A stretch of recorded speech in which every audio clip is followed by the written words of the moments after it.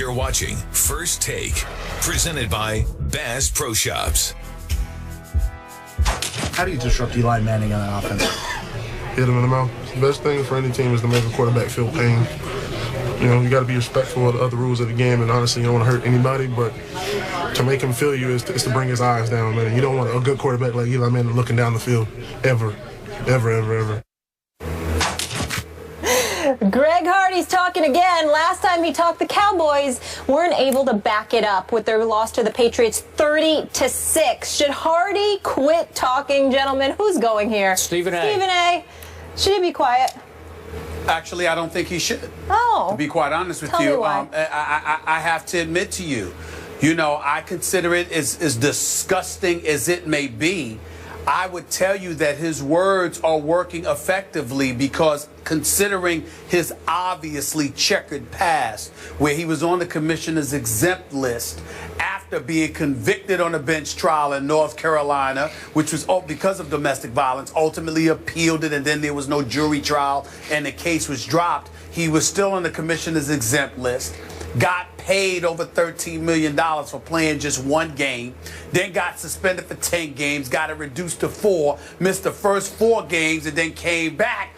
And as much as he annoyed and disgusted everybody, bringing up Tom Brady's wife Giselle and, his sister and all of this other stuff, we found ourselves, because of it, locking in on Greg Hardy to see how he played.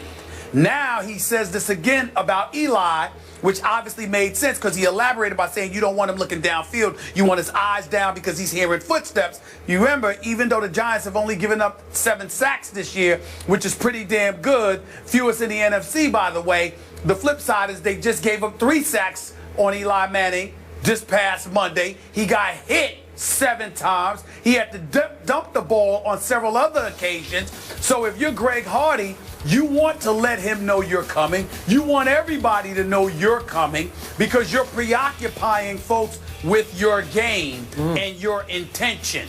And I think in that regard, it's kind of slick and shrewd on his part. Okay. You know what? That is an interesting, intriguing, insightful, between-the-lines take, as opposed to I'm rooting for the Mets to motivate my Yankees, which I'm not buying. But on this count, it's the truth. Seriously. It's the truth. Yeah, it's not true. But on this point, you're probably right about that. Now, I'm on record here. I have little to no regard for Greg Hardy as a person, and I've been detailed about that. But now we're talking about football. As long as he confines his trash talk to the football field, I'm okay with it because my take on him is that's how he motivates himself. He fuels himself by talking big on a Wednesday and having to back it up on a Sunday. And at least for a half against the great Tom Brady, I thought he backed it up. He was talking about flashing on your TV screen. He flashed all over my TV screen, and I'm happy, at least this Sunday, he will be flashing on my TV screen at Giant Stadium. And I am now sitting next to the biggest Eli Manning fan in the history of fandom right here. Monday. I can't wait. You're going to wear his jersey, she says, on Monday when they win, which means you will not be wearing his jersey on Monday. But I'm sure you are offended by this hit him in the mouth kind of talk. But that's just weak typical. People need to do that. They need to build themselves up. Other people don't need that kind of motivation. Need to do that. Yeah, they don't. Well, I don't think he qualifies as a weak person. I will be objective. I'm kidding. The last time Greg Hardy did face Eli, though, he sacked him 3 times. You do have a reason to be concerned. I do. Because it's not like he's lying. I mean, you got to remember, Skip, not only can he get to the quarterback, the reason why he's in a position to talk smack is because it's not like Eli can hit him back. Even if Eli gets the ball off, that doesn't mean that Greg Hardy's not going to hit him. Correct. So if there's ever an individual that can talk, it's a defensive lineman because he gets to come at you. And you got to pray that Flowers protects you and doesn't give up a sack like he did Monday night against the Eagles.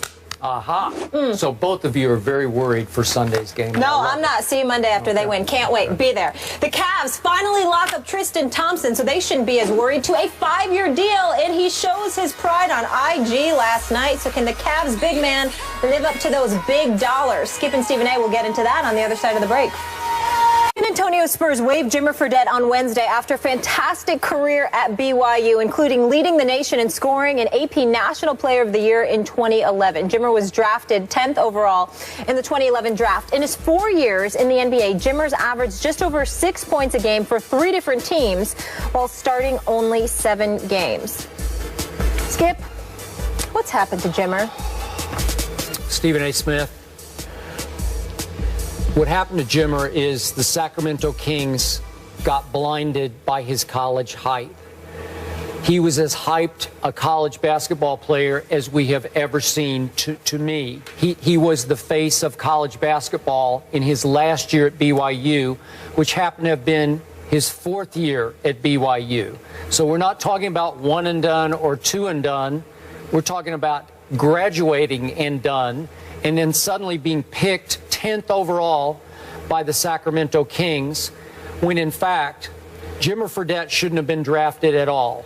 And again, just to drive this home, he's picked 10th by the Kings that year, 1 pick ahead of Klay Thompson, 5 picks ahead of Kawhi Leonard, 20 picks ahead of Jimmy Butler, and I could go on and on. And I'm not being a hypocrite here. I'm not using 20/20 hindsight. Stephen A., right hand above here. I sat in this chair that whole year. You weren't with me yet. And I said again and again, nope, he's a great college player. And I don't toss that word around loosely. He was great in college basketball. He was great for college basketball. I enjoyed watching him. I looked forward to those games.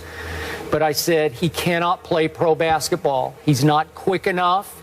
He won't consistently be able to get his shot, his jump shot in pro basketball.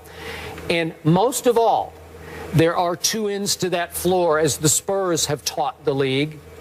And I didn't see Jimmer play much, if any, defense in college basketball, let alone what I thought he could or could not do in pro basketball. So he immediately became a defensive liability who couldn't really score in pro basketball the way he did in college. So he played 229 pro basketball, NBA basketball games. 3 times in 229, he actually scored more than 20 points. And I was surprised to find that he'd even done that, because he just wasn't good enough. And I know this is a controversial subject, Stephen A., but I'm going to throw it out there again. It's come up many times on the show before. I am very obviously a white guy, and I am often skeptical going into drafts of American white guys. Why? Because history tells me I should be skeptical of American white guys going into the draft. Never since Larry Bird have we ever had a white American NBA player even close to Larry Bird. There was a John Stockton, obviously. There was a Chris Mullin. There was a Kevin McHale. These are great players, but there haven't been very many of them, and none of them was a Larry Bird. And you know, Chandler Parsons knocked out, his Florida team knocked out Jimmer's team in the NCAAs that year. Chandler Parsons is a nice player. We just talked about Kevin Love. He's a nice, very good player. Larry Bird, no. Superstar, no. And I can give you, we don't have time to go through the reams and reams of data on this, but it's often been a bad idea, especially in the lottery, to take an American white kid. I'm just throwing it out there because history will back me up on this. And this was a classic case, as was Adam Morrison a few years before that. And I sat right in the same chair. 2006. Yeah. And I said, Adam Morrison can't play. And I know it was Adam Morrison versus J.J. Redick. And by the way, J.J. has turned into a nice NBA player. He is a starter, and he can flat out carry his weight as a shooter, and he'll play a little defense for Doc Rivers. So I get all that. But still, Jimmer was a bad idea because the Sacramento Kings bought into the hype. Your thoughts? Well, one point you didn't bring up, Skip, is that who was the 60th pick, the dead last pick in the second round of that draft? Yeah. Isaiah Thomas by the same Sacramento Kings. Okay. So they picked Isaiah Thomas 57 picks after, 50 rather picks after Jimmer Fredette. It's ridiculous. But you're absolutely right. You're absolutely right with everything that you said. He was just a spot-up shooter, nothing else. And on the NBA level with those athletes, he just wasn't capable of doing the kind of things he was able to do on the collegiate level. level. He wasn't a scrub. No. It's just that he was a shooter, and that's all he was. And I guess the ideal system for him was never something that he could find. But to piggyback off your latest point, let's just call it what it is. Listen, and by the way, I want to preface my comments by saying there's no crime in doing this. Nobody was more hyped than Adam Morrison, and I was disappointed that Michael Jordan elected to take him. I believe it was with the 3rd overall pick, and he had passed up on Brandon Roy, who, by the way, if his knees never went bad, this dude would have been a star in the league. Now, Michael Jordan and folks down in Charlotte never fully acknowledged it, but obviously you thought about Adam Morrison, you thought about Charlotte being the Bible Belt, and if you had a white American star, you know, there are people, accurately or not, who are of the belief that that's going to generate a buzz, fill up seats, and ultimately allow you to monetize your product a bit better. It's just that way. We ain't going negativity. We ain't talking racism or all of this other stuff. But we live in a country that's 66% white. 13% black, about 17% Hispanic. It is the way that it is. If you can find a white star that is going to do wonders for your individual brand as a team, and it's going to do wonders for the NBA. Now, the NBA has been very adroit at globalizing its product and its brand, so you have white individuals who are essentially white European players who have been stars, and that has benefited the NBA product as well in a very huge way. But it would pale in comparison if you had a white guy from America that could be a Dirk Nowitzki. If you're, I don't care how great Dirk Nowitzki's a future Hall of Famer. No matter how great Dirk Nowitzki is, in terms of marketability, he ain't no Larry Bird. No. If you found another Larry Bird, you have hit the jackpot. You would hit the jackpot. And I think to some degree, I think there isn't an NBA team with sense that wouldn't salivate for the opportunity to do that. Not that Jimmy Fredette was ever going to be that, and they knew better than that, but you were hoping, you know, to find a genie in a bottle and have Jimmy Fredette come in and light the league up from long range, particularly the way the game had changed and facilitated the advent of more shooters. It just didn't turn out that way because he wasn't good enough. But we understand the intent, and the intent is going nowhere. They'll still look for those kind of players in the future. The best way, quickest way to fill your seats of your arena is to win basketball games. And you better pick a guy, and if he happens to be white, but he can still help you win a whole lot of games, good for you.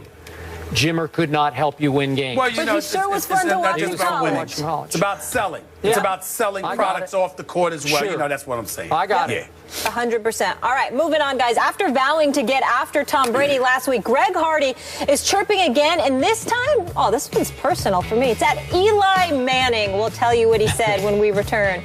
Giants, Cowboys. Can't wait. Skip Bayless. Now it's personal. Yeah. It is. It's personal.